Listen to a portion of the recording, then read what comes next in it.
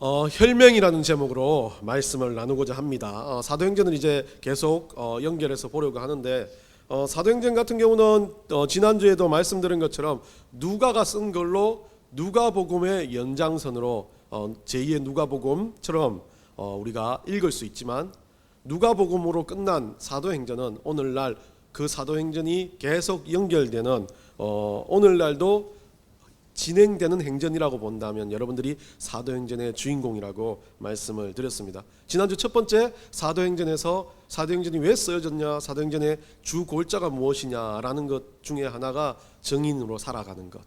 우리가 정인으로 살아가는 것이 사도행전의 가장 핵심 요소라고 이야기를 드렸습니다. 그러면 오늘은 그 두 번째 이야기입니다. 사도행전이 왜 오늘 이야기에 가룟 유다도 나오고 마띠아도 나오는데 왜 이 사도행전 1장에서 이런 이야기, 예수님이 40일간 가르치시고 떠나시고 그 이후에 일어나는 일들에 대해서 첫 번째가 무엇이냐, 첫 번째는 가르치신 주 목적은 정인이 되라는 거였고 이제 그 40일간 가르침을 가지고 무엇을 시작해야 되는지를 우리가 한번 알아보려고 합니다. 그것을 요약한다면 혈맹입니다. 혈맹. 이 혈맹 그러면 뭐 여러분들은 모르겠어요. 이 제 시대 때 남자들은 뭐 오락 게임밖에 생각이 안 날 겁니다. 아주 유명한 뭐 게임들 리 땡땡 그런 게임에서 혈맹을 맺는다 막 그러면서 그 혈명이 생각납니다. 근데 이 혈명이라는 단어를 뭐 저도 그냥 아무렇지 않게 생각하다가 이번 주에 지난주에 우리 대통령께서 영국에 방문을 했습니다.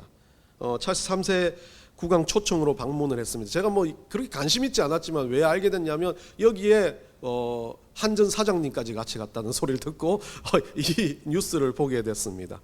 영국이 원전에 관심이 있어서 우리나라 원전을 도입하고자 하는 그런 목적으로 한전 사장까지 불러서 수교 140년을 맞아서 영국과 관계를 공고히 하기 위해서 그렇게 우리나라 대통령과 그 이하 사람들을 초청을 했습니다. 그러면서 이 윤 대통령께서 이 말을 합니다. 대통령이 연설 가운데 한영 관계를 혈맹의 동지라고 말을 합니다. 그것도 여러 차례 표현하면서 미래의 파트너로 나아가자 이렇게 이야기를 합니다. 그 이야기를 들으면서 참 많은 생각들을 하게 됩니다. 우리나라에는 과거에 참 많은 혈맹들이 있었습니다. 뭐 6.25 전쟁에 참여해 주셨던 혈맹들 이야기를 하면서 뭐 어디 외국인 분들도 자기 조상 중에 6.25에 참석했다라는 이야기도 하면서 우리나라의 혈맹의 역사들이 참 많이 있었습니다. 뭐 때로는 중국도 되었다가 때로는 미국도 되었다가 때로는 여러 나라가 되었던 것 같습니다. 그렇게 피를 나누었다. 혈맹이라고 말하면 이 피를 나눈 공동체여 동맹이라는 뜻인데 피를 나눈 사람들이 대부분 이 혈맹의 역사들을 바라보면 무엇 때문에 그 혈맹이 무너지기 시작합니까? 이익이었습니다. 욕망이었습니다. 자국의 이익을 위해서는 혈맹 관계라고 하는 모든 것들을 다 부셔버립니다. 그래서 인간의 관계에 있어서 혈맹이라고 한다면 또 피로 맺어진 가족이라고 볼 수 있죠. 가족의 관계가 피로 맺어졌고 그 피로 맺은 가족이 가족 외에 다른 사람들한테는 또 배타적입니다. 그리고 또 웃긴 게 있습니다. 가족 관계에 많은 사람들이 이야기합니다. 우리 어머니도 이야기합니다. 외손자는 방앗고. 그러니까 피가 끊어지는 관계가 있는데 나와 내 아내 내 남편의 관계가 혈맹의 관계가 아닙니다. 내 자식은 혈맹의 관계입니다. 그래서 둘 다 혈맹이니까 자식 받으려고 서로 싸우고 이혼은 너무 쉽게 하는 게 그런 모든 일들이 되어버린 겁니다. 혈명이라고 말하면 피로 맺어진 관계인데 그 피로 맺어진 관계가 너무 쉽게 헤어지는 경우도 많이 있다는 겁니다. 그리고 또 피로 맺어지지 않으면 더 심하다는 겁니다. 여러분들 피로 맺어진 부모와 자식 관계도 얼마나 요즘에 폐륜적인 사건들이 일어납니까? 피로 맺어진 형제 관계도요 대부분 뭐 합니까? 돈 때문에 싸웁니다. 연예인들 보면 유명한 박땡땡 개그맨도 그렇잖아요. 형님 때문에 난리가 났지 않습니까? 엄마하고도 헤어지고 아빠하고도 헤어지고 막 피가 아니라 막 완전히 그 사람들은 욕망과 욕구에 사는 인생들 같습니다. 그런데 그 모든 관계의 핵심을 보니까요. 제가 그 모든 관계 안에 깊숙이 관여되어 있는 핵심을 보니까 이 핵심이 뭐냐면 오늘 성경에도 말해주는 것처럼 가장 중요한 이 혈맹 관계를 무너뜨리는 가장 중요한 핵심 요소는 뭐겠습니까? 이익과 욕망인데 그 이익과 욕망을 바로 보여주는 돈이라는 녀석입니다. 돈 때문이더라고요. 오늘 가룟 유다 이야기도 돈 때문입니다. 가룟 유다는 재정 맡은 자였습니다. 가룟 유다도 그 예수 그리스도를 파는 이유가 돈 때문이었습니다. 그 돈에 대해서 벗어난 사람, 돈에 대해서 초월한 사람은 진짜 예수 그리스도를 믿는 혈명 가운데 들어올 수 있는 사람이 되어진 것처럼 오늘 우리 예수님께서 우리 또 성경 안에서 제1차 사도행전의 가장 큰 목적 정인이 되라 라는 그 이후에 그 다음에 이야기하는 이야기가 오늘 본문에서 여러분과 나눠야 될 이야기입니다. 돈을 뛰어넘는 뭐가 돼요? 예배자가 되라는 이야기를 하고 있습니다.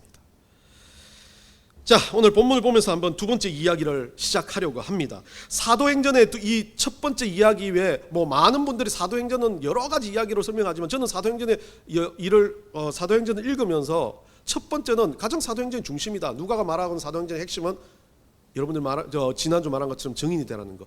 복음 전환이 가장 핵심이다 라고 이야기하고, 두 번째는요, 오늘 본문에 나와 있는 것처럼 40일간 행적 동안 예수님한테 뭐를 받았습니까? 훈련을 받았어요. 천국이 뭔지, 이 땅 가운데 삶이 뭔지를 훈련받았던 그들이 처음으로 하는 행동이 가장 중요한 행동이라는 거죠. 어떤 행동이었습니까? 12절 한번 우리 다 같이 한번 봅시다. 시작.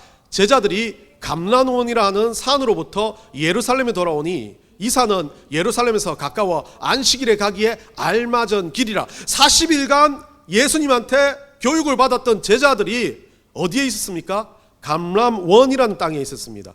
여러분들 감람원이라는 땅 여러분들 잘 알 겁니다. 마태복음에 기록되어 있는 감람산이라고 이야기하는 곳인데, 이 감람산에 뭐가 있습니까?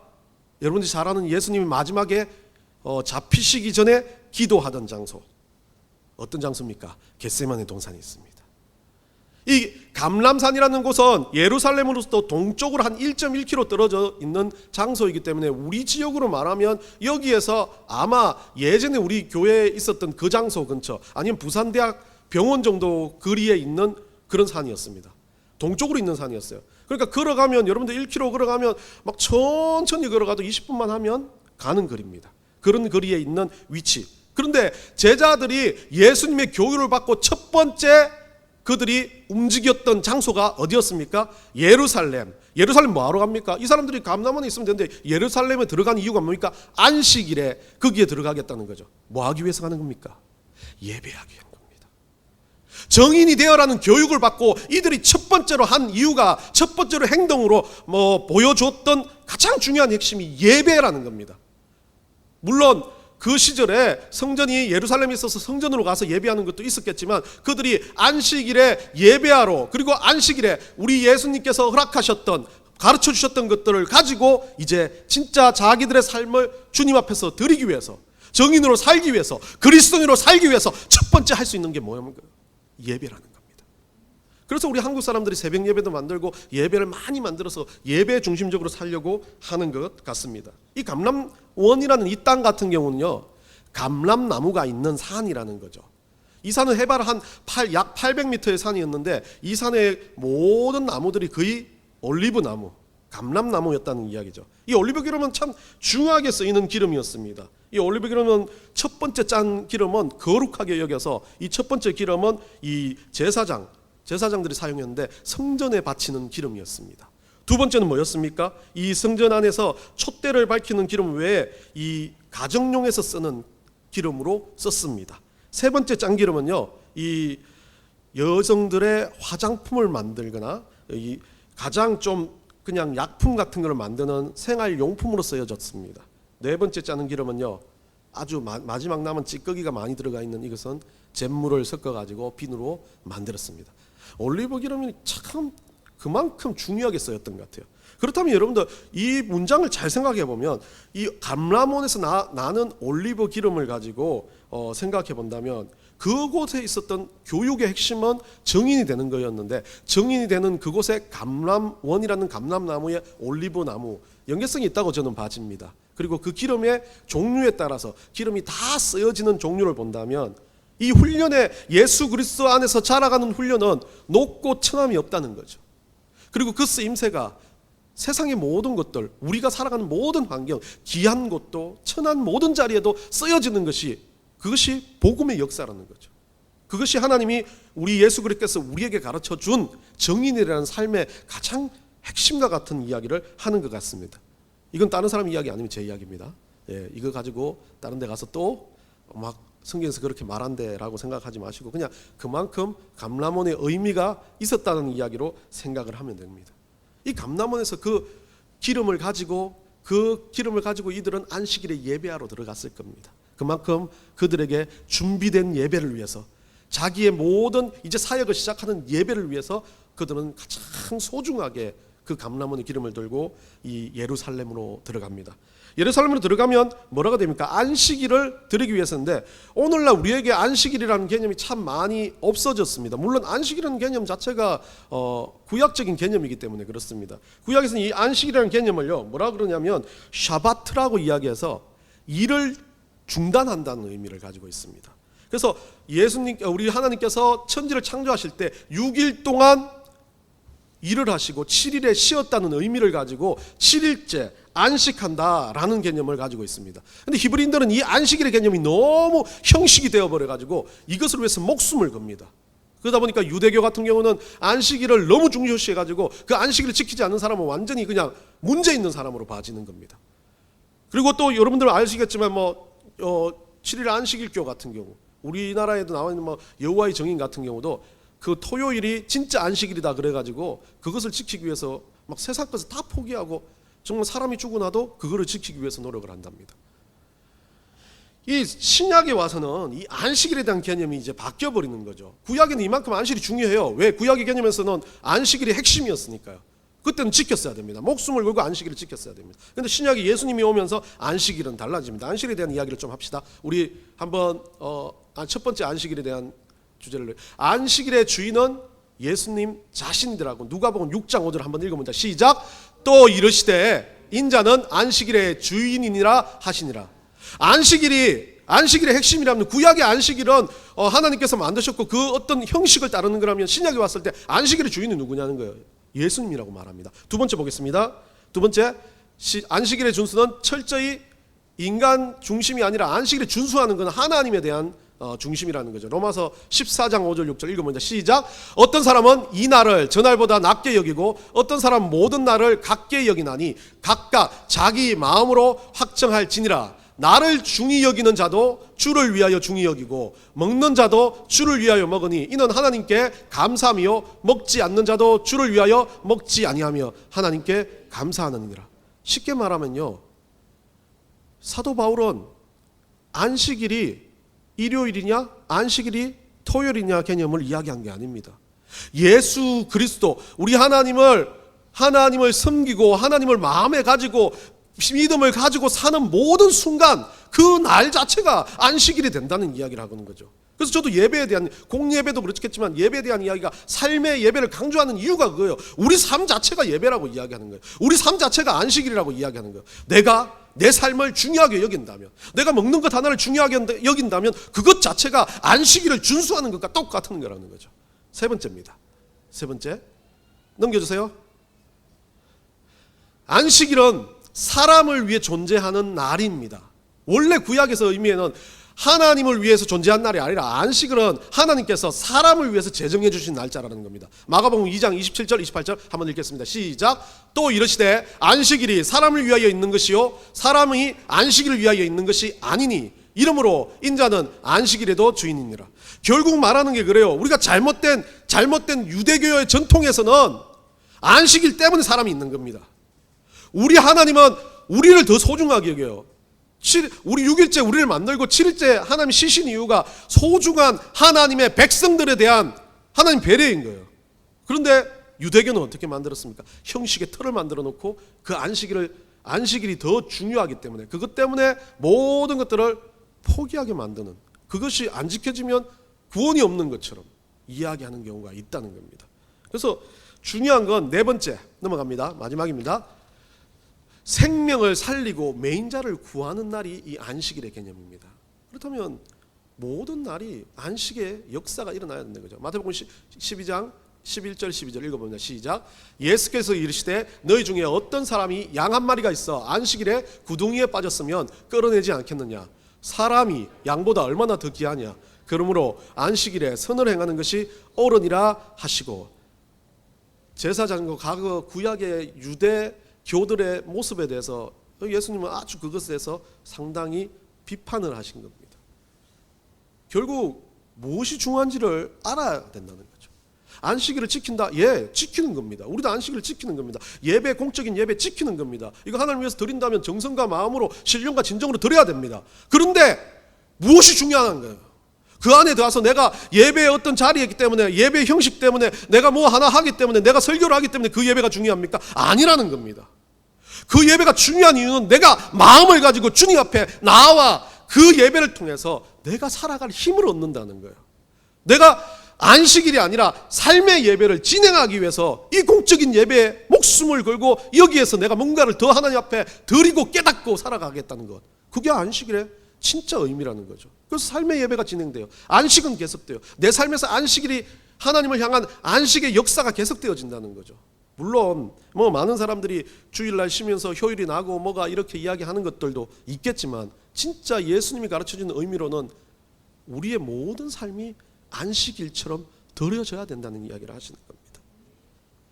우리 예배는요, 어쩌면 그냥 때우기식으로 드는 게 아니에요. 제가 그냥 설교한다고 설교 한번 잘할까 들어보러 오는 거 아닙니다.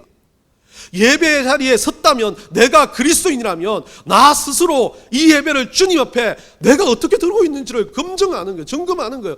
그러면 이 공적인 내가 1시간 앉아서 주님 앞에 드려지는 마음도 없는 사람이 일주일 동안 무슨 주님을 생각하겠습니까? 아무 생각이 없이 살다가 그냥 와야 되니까 눈치 보고 유대인과 똑같이요, 바리새인과 똑같이 회칠한 무덤처럼 얼굴에 막 회칠을 하고 기도하는 것처럼 보이는 거 똑같이 예배 나온 거 똑같지 않습니까? 목사인 저도 마찬가지예요. 주일 아침만 되면 일어나기 싫어요. 힘들어요. 새벽기도 나올 때마다 몸이 천근만근 같아요. 그런데 그 순간이라도 제가 생각하는 건, 나라도 열심히 보일 수 있으면 성도 한 명이라도 그 마음을 가지겠지라는 생각이 들 때가 있어요. 해야죠. 의지라도. 그래서 해요. 저라고 좋으라고 안 해요. 제 마음대로 새벽 예배 다 없앱시다. 아무도 안 나오는 새벽 예배 없앱시다 할 수도 있어요. 그런데 그거 하나가 제가 하나님 앞에 보여줄 수 있는 신앙의 작은 모습이라고 생각합니다. 몸이 아파서 못 나가고 막 어쩐 날 여러분들 아시죠? 이상한 아이들이 와가지고 핸드폰을 만져요. 끊어요. 일어나 보니까 막 7시, 8시가 돼 있어요.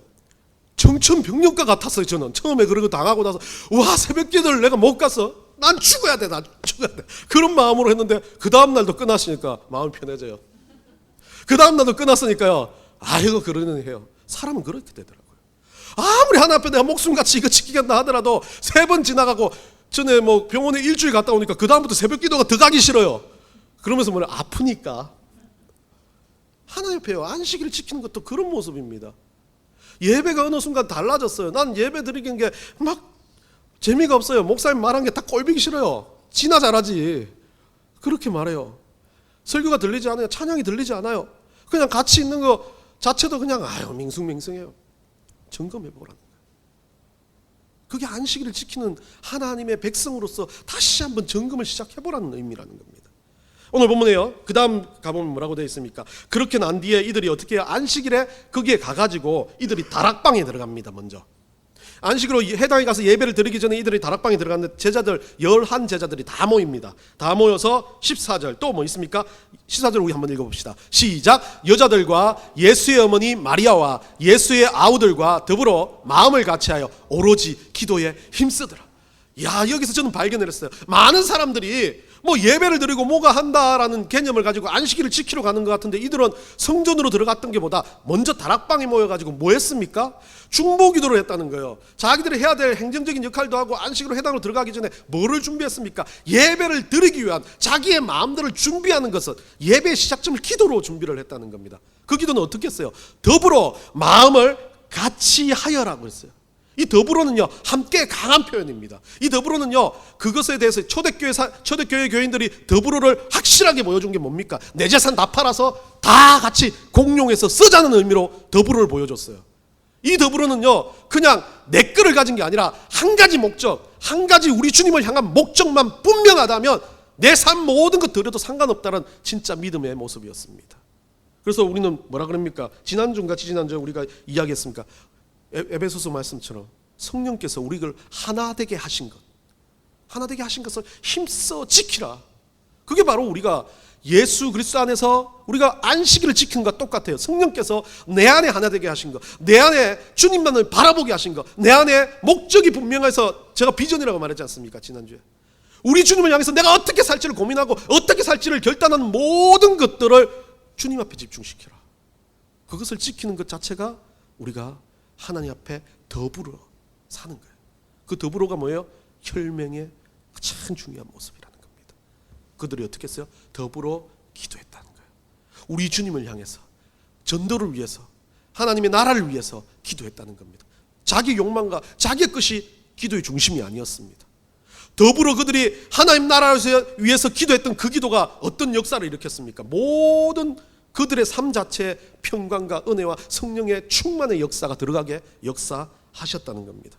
2000년이 지난 오늘날 우리는 교회 안에서 혈맹이든 그리스도의 피로 함께 된 가족들이라고 말합니다. 많이들 자랑하고 막 박상 공동체, 식사 공동체 이렇게 이야기합니다. 우리가 뭔 공동체입니까? 무슨 피로 가지고 공동체입니까? 같이 우리가 정말 주님 위해서 목숨 걸고 사선에서 전도도 하지 않는데요.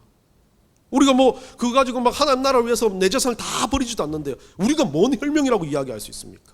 그런데 우리가 분명히 혈명이 될 수 있는 이유는 그 모든 것들에 더불어 우리가 아무것도 못하고 세계 끝자락에 가서 전도하지 못한다 하더라도 함께 그 하나님 나라를 위해서 마음을 쓰고 기도할 수 있다는 거죠. 그거로부터 출발합니다. 다른 거 생각하지 말고 기도함으로 출발하십시오. 예배에 오는데 힘들다면 기도하십시오. 내가 누군가 사랑하지 못한다면 기도하십시오. 짜증이 난다면 기도하십시오. 뭔가 몸이 찌뿌둥하고 내가 하나님을 위해서 해야 될 일들이 자꾸 멀어진다고 생각하면 기도하는 것부터 출발해야 돼요. 그 기도는 무슨 기도입니까? 그냥 하는 기도 아니에요. 회개하는 겁니다. 그 이야기는 우리 가룟 유다 이야기를 가지고 한번 이야기를 해보겠습니다. 가룟 유다 이야기는 오늘 본문에 안 나와 있습니다. 뒤쪽에 나와 있어요. 성경 가진 분들은 뒤쪽에 한번 18절 19절 보시면 나와 있습니다. 13절에 되는 기록에 보면요, 이 사도행전 13절의 기록에 보면 1장 13절의 기록에 보면 초기 멤버였던 배신자 중에 이 예수님한테 배신자 역할로 되었던 인물은 가룟 유다라고 기록하면서 이제 그 자리가 비었기 때문에 다시 베드로가 그 자리를 채울 사람을 위해서 이제 준비를 합니다. 그러면서 사도행전 1장 18절 19절에서 이 가룟 유다를 이렇게 이야기를 하고 있습니다. 우리 다 같이 한번 읽어볼까요? 시작. 이 사람이 불의의 싹으로 밭을 사고 후에 몸이 곤두박질하여 배가 터져 창자가 다 흘러나온지라.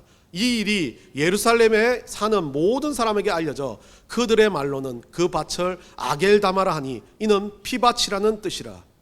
자, 가룟 유다의 참 많은 논란도 되고 많은 의문이 돼요. 제자였습니다. 얼마나 중요한 사람이었습니까? 가룟 유다가 뭐를 맡았다고요? 재정을 맡았대요.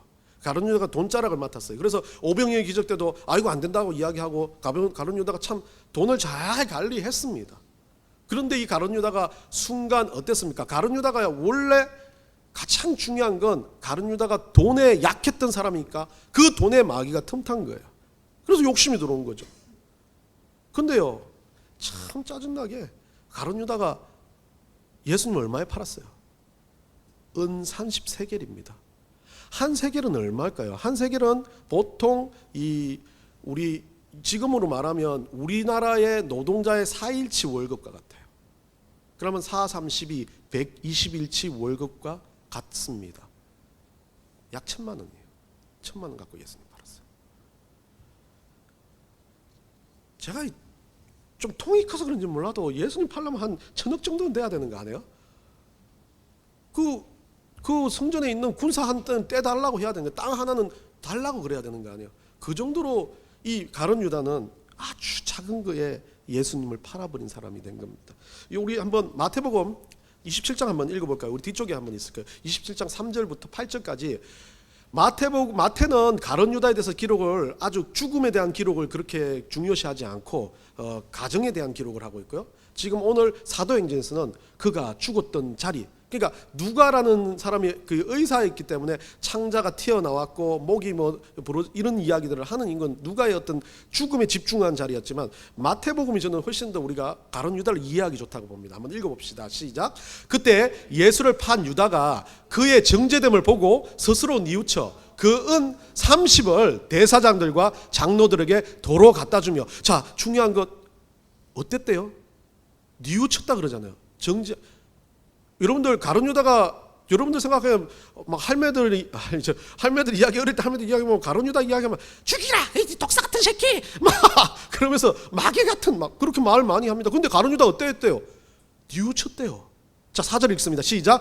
이르되 내가 무죄한 피를 팔고 죄를 범하였도다 하니 그들이 이르되 그것이 우리에게 무슨 상관이냐, 내가 당하라 하거늘. 넘기세요. 유다가 은을 성소에 던져놓고 물러가서 스스로 목매어 죽은지라. 여기까지 보십시오. 자, 여기까지 읽었으면 마태가 적었던 유다의 모습, 마지막 모습은 어땠습니까? 자살을 했습니다. 뭐 자살하면 지옥 가는 천국 가는 이런 문제를 이야기하고자 하는 거 아닙니다. 유다의 마음이 어땠습니까? 그 죄책감 때문에 견디지를 못했다는 거죠. 그리고 은 30세가 1,000만 원 어때요? 지가 먹지도 못했어요. 지가 뭐 하지도 못했어요. 그거 다 성소에 집어 던지고 못 매달아 죽었습니다. 그 죄책감이 얼마나 컸는지 모릅니다. 6절부터 읽어봅니다. 시작. 대제사장들이 그 은을 거두며 이르되 이것은 핏값이라 선전고에 넣어둠이 옳지 않다 하고 의논한 후에 이것으로 토기장에 밭을 사서 나그네의 묘지를 삼았으니 그러므로 오늘날까지 그 밭을 핏밭이라 이끌었느니라.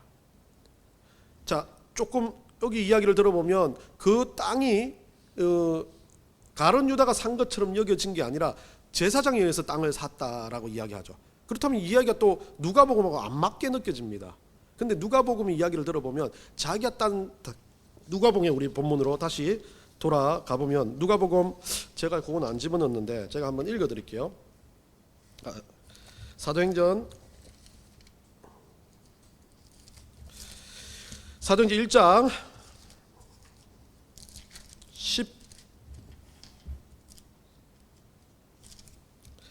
17절 한번 읽어볼게요. 이 사람은 본래 우리 수 가운데서 참여하여 이 직무의 한 부분을 맡았던 자라. 자, 요거 우리가 읽었네요. 아까 이 사람의 불의의 싹으로 밭을 사고 후에 몸이 곤두박질하여라고 되어 있습니다. 불의의 싹으로 밭을 사고 몸이 곤두박질하여 죽었다라고 이야기를 하고 있습니다. 근데 그 밭이 똑같은 밭, 죽었던 그 밭이라고 이야기를 하는 경우가 있는 경우도 있지만, 대부분 마태의 이야기처럼 그가 그 땅을 사려고 했던 의지였던 것 같아요. 그 땅 가운데 가서 못 매달아 죽었다라는 이야기를 하면서 뒤에 그 땅을 대제사장들이 사가지고 그 성전에 있던 돈을 가지고 사가지고 이거는 피밭이다 라고 해서 이제 그렇게 던져버린 땅처럼 이야기했다라고 이야기를 하는 경우가 있습니다. 그럼 누가복음 또 기자도 그 밭에서 죽었다고 했을 때 그 밭에서 떨어져 가지고 많은 성경을 이야기하는 사람들이 가룟 유다의 마지막 죽음에 뭐 어떻다는 이야기가 중요하진 않지만 두 본문이 엇갈릴 수 있다는 이야기를 보면서 누가는 죽어있던 그 상황을 더 상세하게 묘사를 한 거죠. 그래서 목을 매달아 떨어져 죽었는데, 여러분들 못 매달아 죽은 사람이 떨어져 가지고 막 창자가 튀어나오고 이렇게 된다라는 이야기를 좀 이해하기 힘든 상황이었지만, 그게 뭐 여러 가지 사람들 많은 이야기들 해요. 중요한 건 아니지만 많은 이야기, 제가 제일 신빙성 있어 보이는 게 그게 높게 목에 달려 있었고 이 가룟 유다가 뭐 어떤 이유에서인지 달려있던 그걸 발견하지 못하고 떨어졌어 가지고 이 밑에 그 있었던 땅이 자갈하고 여러 가지가 있었던 밭이었대요. 그래서 떨어지면서 얘가 이제 몸이 시체가 상해서 그렇게 됐다라는 이야기를 합니다. 뭐 그게 중요한 건 아니지만 그 이야기를 보면서 우리가 가룟 유다 이야기를 잘 보면 중요한 건 처음 돈으로 시작해서 마지막에 돈 때문에 이 사람은 죽음을 맞이하는데, 마지막 그 돈도 어떻게 해요? 우리 어른들이 말하는 것처럼 자기가 활용해 보지도 못합니다. 그 돈의 순간에 욕심으로 넘어간 유혹 때문에 이 가룟 유다의 인생은 처참하게 어그러져고 말았습니다. 그 제자에서 어떻게 돼요? 이름이 제명이 됩니다. 그런데 여러분, 가룟 유다 똑같이 베드로도요 어땠습니까? 베드로도 주님 떠났어요. 부인했지 않습니까? 여러분들 기억나시죠? 베드로가 더 나쁘잖아요. 예수님 너 주인이냐 그런데 3번이나 부인하면서 도망갔던 사람입니다. 근데 베드로는 어땠습니까? 예수님이 다시 오시자 자기의 삶 가운데서 죄 때문에 고민하고 갈등하고 힘들어하고 그 삶을 그대로 유지하고 있다가 그 죄값을 치르고 있는 상황에 예수님 오면서 베드로가 회개를 합니다. 저는 이 두 가지 사건을 보면서요, 가장 중요한 것을 알게 됩니다.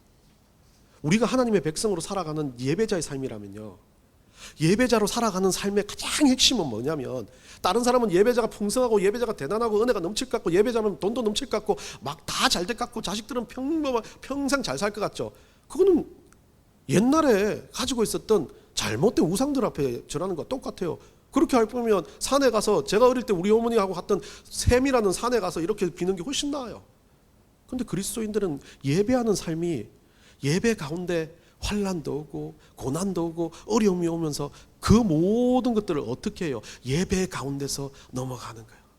예배 가운데서 이겨내는 겁니다. 예배를 통해서 그것이 하나님이 주시는 은혜인 줄 믿는 거예요. 예배를 통해서 기도함으로 그것이 처음은 아픔이고 고난이지만 기도함으로 그게 고난이 아니라 하나님 주시는 훈련이요, 하나님 주시는 선물로 바뀌어지는 겁니다. 그게 바로 예배하는 자입니다. 예배한 자가 기도함으로 예배의 삶의 모양이 바뀌어진다는 이야기를 하고 있습니다. 가룟 유다는요, 바뀌지 않았어요. 베드로는요, 바뀌었습니다. 그래서 베드로는 뭐라 그럽니까? 제자라 그럽니다. 베드로는 뭐라 그럽니까? 정말 하나님 앞에서 우리가 말하는 반석이라는 명칭을 받는 거룩한 사도가 되는 겁니다. 그러면서 그 중요한 이야기를 마지막 자락에 이 베드로 외에 다른 인물이, 가룟 유다 외에 다른 인물이 나타납니다. 다른 인물은 누굽니까? 이름? 마띠아. 저는 이거 마띠아라는 인물은 참 성경에도 독특하게 여기밖에 안 나옵니다. 많은 제자들, 얼마나 제자들이면 대단했습니까? 지금 제자들의 이야기 막 성경도 다 쓰고 제자들의 이야기들이 많이 나오지만 마띠아는 여기 딱 한 번 나옵니다. 근데 이 마띠아라는 이름이 의미가 독특합니다. 여호와의 선물이라는 뜻입니다. 그리고 이 마띠아는요, 뭐를 통해서 뽑습니까? 제비를 통해서 뽑습니다. 구약에서 제비를 뽑은 게 사무엘상에도 나오고 하는데, 이 제비는 하나님의 뜻이라고 생각을 했기 때문에 그렇게 말합니다. 근데 마띠아를 뽑는 과정에서 이제 가룟 유다라는 인물에 대해서 이제 평가를 하죠. 베드로가 아마 떨어 죽었다는 평가를 하고 난 다음에 그 다음 이제 인물을 뽑자, 우리가 뽑아야 된다라고 이야기를 하면서 인물을 뽑는데 두 후보가 추천이 됩니다. 요셉하고 마띠아라는 인물이요. 요셉은 그래도 조금 알려졌어요. 마띠아 이름은 어디에도 없는, 그냥 갑자기 튀어나온 사람과 같은 사람입니다. 이름 없는, 빛도 없는, 여러분들 부름받아 나선 이봄 찬양에 나오는 찬송가에 나오는 것처럼 이름도 없고 빛도 없는 존재인 것 같습니다. 그런데 이 자가 제비뽑기로 하나님의 거룩한 제자 중에 한 명이 됩니다. 자, 잠언 한번 봅시다. 우리 잠언 16장 9절, 16장 33절 읽어봅시다. 다 같이 연결해서 한번 읽겠습니다. 시작. 사람이 마음으로 자기의 길을 계획할지라도 그의 걸음을 인도하시는 이는 여호와이시니 제비는 사람이 뽑으나 모든 일을 작정하기는 여호와께서 있느니라. 여호와께 있느니라. 우리 하나님께서 모든 일들을 진행하시는데, 그럼 하나님이 작정하시고 하나님이 인도하신다면 이 마띠아가 뭐냐는 거예요. 이왕이면 하나님 인도하시면 정말 사도로 더 크게 쓰고 사도 바울과 같은 더 능력 있고 대단한 사람으로 쓰면 좋았을 뻔했잖아요. 근데 저는 수십 번 반복해서 마띠아를 읽고 다른 사료에서 마띠아를 찾아보니까 마띠아라는 인물이라는, 마띠아라는 이름도 몇 명이 있지만 이 마띠아가 아닌 거예요. 요세포스 신화도 보고 이렇게 다른 주석가들도 보니까 주석가들도 마띠아는 이게 여기밖에 안 나왔다라고 이야기하는 거예요. 왜 그랬을까 개인적으로 생각을 해봅니다. 왜 마띠아라는 이름을 써놓고 하나님이 활용하지 않습니까? 우리 넥스 교회라는 이름을 해놓고 하나님 활용도 하지 않고 막 은혜도 없고 그냥 없이 가는 교회처럼 쓰실 거면 뭐하러 쓰시냐고, 하나님 역사대로 쓰셔야 되는데 라는 마음이 생각이 들었습니다. 좀 약간 어그러졌을 때 왜 나한테는 이러면서, 그러다가 다시 한번 생각나는 게 이 마띠아의 이름에서 발견을 했습니다. 여호와께서 주신 선물이다.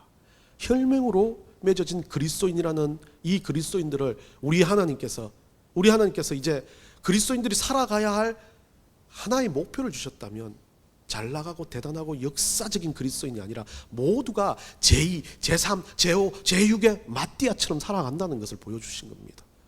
세상에서는요, 우리 이름을 높이는 게 우리 목적이 아니라는 겁니다. 마띠아는 세상의 이름을 알린 사람이 아닙니다. 하나님이 그 사람을 인정하여 뽑은 사람이라는 겁니다. 우리라는 인물도 똑같습니다. 그냥 이렇게 왔다 이렇게 가는 인생들이 아니라 우리는 혈명에 들어온 하나님이 우리를 붙들어 뽑은 한 백성이요 한 제자라는 것을 기억하라는 의미인 것 같습니다. 바로 내가 제3의 마띠아로 하나님의 선물이기 때문에 그렇습니다. 이 땅 가운데 나는 하나님의 선물로 와 있기 때문에 그렇습니다. 그렇기 때문에 이 땅 가운데서 우리는 어때요? 하나님 주신 선물로 이 땅을 사는 우리가 예배하는 삶, 혈명으로 정인이 되기 위해서 모든 삶의 예배가 흘러 넘치는 그런 삶이 되라고 우리 주님은 말씀해 주시는 겁니다. 여러분 삶이 예수님의 핏값으로 여러분 삶이 받아들여진 삶이라면, 예수님 핏값으로 선물로 받은 이 구원이라면, 여러분들 그 핏값 앞에 혈맹으로 그리스도인으로 산다면 넥스 교회의 교인으로, 아니요 그것보다 더 크게 하나님 나라의 백성으로서 여러분들이 혈맹의 인물로서 여러분들이 살아들어야 한다는 것을 이야기하는 게 사도행전 1장의 내용입니다. 여러분 삶에서 이번 한 주 동안 다른 거 다 접고 진짜 제대로 이 한 해를 마무리하기 위해서 여러분들이 예배하는 모습, 여러분들이 매 순간 주님 앞에 기도하는 모습, 그냥 단순하게라도 뭔가 주님을 찾는 모습이 여러분 삶 가운데 넘쳐나기를 간절히 축원합니다.